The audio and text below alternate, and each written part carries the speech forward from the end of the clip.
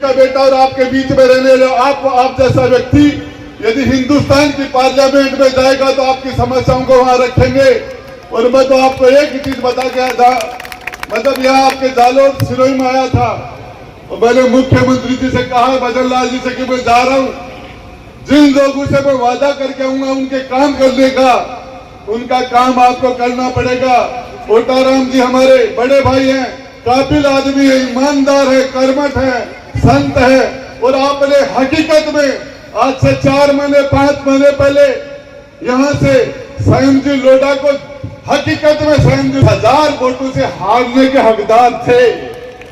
इससे लग रहा है कि आपने हकीकत में न्याय किया, हकीकत में न्याय किया कि वो आदमी इसका हकदार था। संयम लोढ़ा जैसे आदमी को इतनी बड़ी हार तो बनती थी, उनकी कायदा बनता था उनका।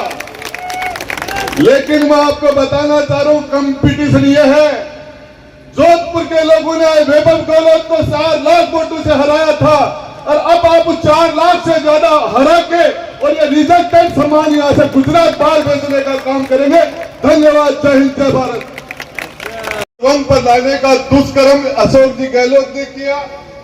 हमारी माता और बहनों ने इनके अधिकार की बात सच्चाई मैंने विधानसभा में रखी। मैंने गहलोत जी को कहा, गहलोत साहब आप मणिपुर की बात करते हो, महिलाओं के अत्याचार की, राजस्थान महिला दुष्कर्म में नंबर 1 पर आ गया। अपने गिरेबान में झांक के देखिए, किस मुंह से माता और बहनों के पास जाएंगे हम। इतना सा कहने के बाद अशोक गहलोत जी ने मुझे बर्खास्त कर दिया। मैंने 2 बार इनकी सरकार को बचाने का काम किया, संकट में इनका संकट मोचन बना। मैं आपको बताना चाह रहा हूं, जिस तरीके से राजस्थान को भ्रष्टाचार के गर्त में दबोने का काम किया, अशोक जी गहलोत अपने पुत्र के मुंह में इतने धृतराष्ट्र बन गए। जोधपुर में जन्मे हैं, जोधपुर इनकी जन्मस्थली है, जोधपुर की जनता ने इनको रिजेक्ट कर दिया 4 लाख वोटों से। और ये जोधपुर का रिजेक्टेड सम्मान उन्होंने आपके जालोर और सिरोही में आपके पास भेजा है। पुत्र मोह के अंदर मैं आपको बताना चाह रहा हूं, आरसीए क्रिकेट में हमारे खिलाड़ियों के साथ आरसीए में जो भ्रष्टाचार किया उसका मैंने लाल डायरी के पन्नों में उजागर किया था। और ईडी की लाइन के ऊपर है।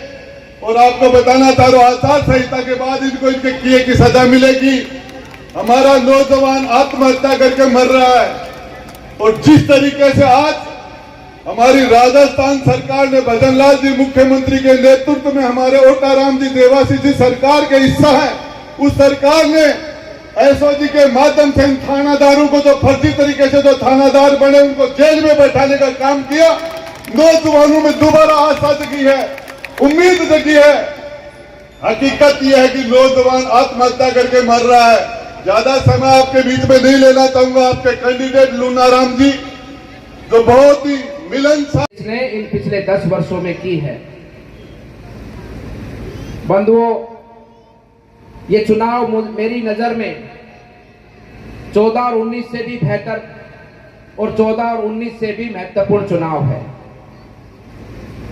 क्योंकि आज देश को जिस दिशा के अंदर माननीय प्रधानमंत्री जी ने आगे बढ़ाया है, देश का जो विकास हुआ है, देश के लोगों तक सरकार की योजनाएं पहुंचती हैं।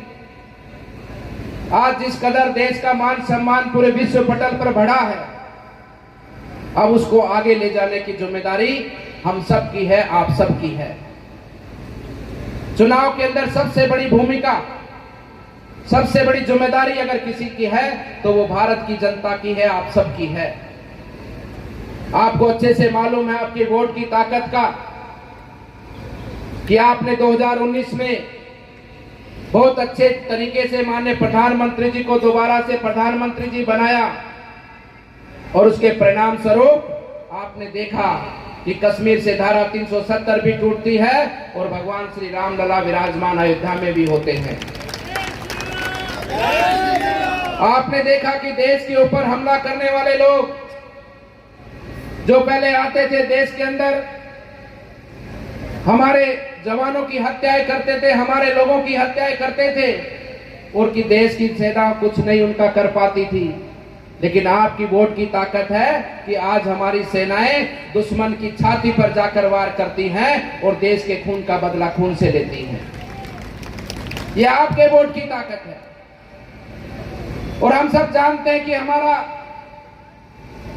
हमारी आस्था, हमारी परंपरा, हमारे जान, हमारी पहचान, हमारे भगवान